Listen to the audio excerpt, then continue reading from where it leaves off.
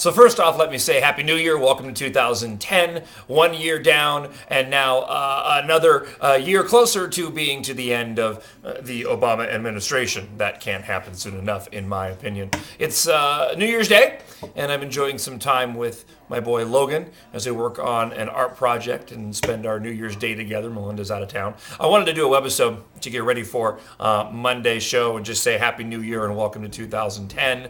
And this is going to be a big year, and it's going to be an important year. And every new day is another opportunity for us to make a difference in our community, to make a difference with our family. And of course, this time of year is also the time when you get the New Year's resolutions. Now, I got inspired this morning because the Arizona Daily Star has put out another opinion piece, an our view, so to speak. I still can't believe that Ann Brown leaving would actually make the paper worse. I mean, it was bad before, now it's gotten horrible. We humbly offer, what else? Some resolutions. Yet this is your pompous, arrogant, elitist snobbery. They're jerks at the Arizona Daily Star, and they think that they are so much smarter than you are. I want to go over a few points of this. It's our little intervention could make a decade a bit brighter. I love how the Arizona Daily Star thinks that they can tell you what to do because they're so smart. They're so intelligent. You need us. That's all this is. This is a desperate plea from a dying newspaper going, please don't stop buying our paper. You need us, see? Because we're so smart. We have all these wonderful things that we are going to tell you. A couple of lines from this. On New Year's Day, the day after the big party, we are mindful of this quality. Fortunately, we Americans are a positive, optimistic lot who transform ourselves more often than Madonna. Ooh. Our groggy nation is in the throes of a head-holding hangover caused by reckless consumption. Reckless consumption. Do these idiots not know that it's our ability to go out and spend the hard-earned money that we have that keeps this economy going? This reckless consumption. Okay, maybe they're talking about gas, and oil, which we could get to if they just allowed us to drill. I go on though, blah, blah, blah, blah, blah, wah. Let us resolve to rise to the task to boldly argue for for temperance, it's early, and sobriety in Washington and Wall Street and in Phoenix and downtown. As for ourselves, let's resolve to. I like how they're telling you what resolutions you should make. Not what resolutions they're going to make, but what resolutions you should make. Let's go through a few of these, and I took some of my own notes over here. I'll do some counterpoint. Adapt to change and argue for resilience in governance as we forget acquaintances like landline phones. Let us embrace the challenge of rapid change. They should really listen to themselves. The paper should read their own crap. You know, if they're talking about change in governance and adapting, then maybe they should stop endorsing the same buffoons sitting on our city council year in and year out that have got us primarily into this pickle that we're in right now, where we're going to decimate our TPD and TFT, our core services here in the city. Compete in the world to win. This means demanding nimble leadership that will give us the tools to fight to win this global contest. How about we get back to becoming the country that carries the bigger stick? How about we get back to being the dominant country? I don't really give a damn what Denmark thinks about us or what the rest of the world thinks about us. Peace means having a bigger stick than the other guy. The problem is right now, Barack Obama has this grandiose idea that we can create utopia on Earth by lowering ourselves down to the standards of other countries because we're just too evil Americans, and us Americans, we're not good people, and we're reckless consumption and blah, blah, blah. No, we need to get back to being the strongest nation on the planet and quit bending down and bowing to every other nation. Let's continue, shall we?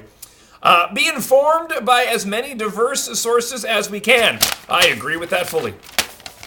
I.e., listen to talk radio and don't read everything in the paper all the time. Yeah, be informed. Of course, be informed.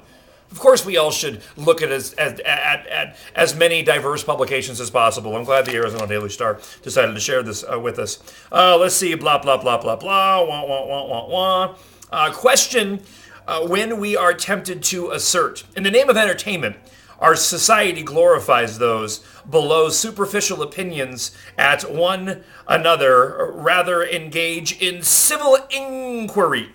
It is fashionable to be intellectually curious, but we must change. Oh, we must be civil. Don't raise your voice. We must all sound like NPR. No, we all shouldn't sound like NPR. No, we need to let our voices be heard. And unfortunately, well, no, I don't really mean that. Fortunately, we are able to change the pitch and the tone and the volume of our voice because sometimes people just don't listen.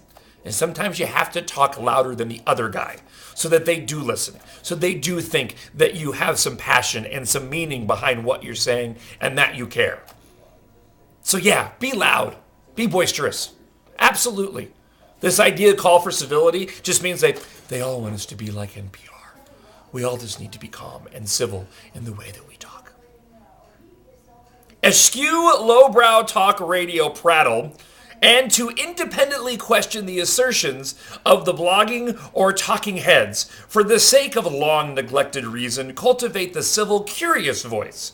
It is unfashionable to be intellectually... Oh, sorry, I skipped that other part. So the other line. All the partisan barking in the world did nothing in 10 years to alleviate our nation's suffering. Lowbrow talk radio prattle.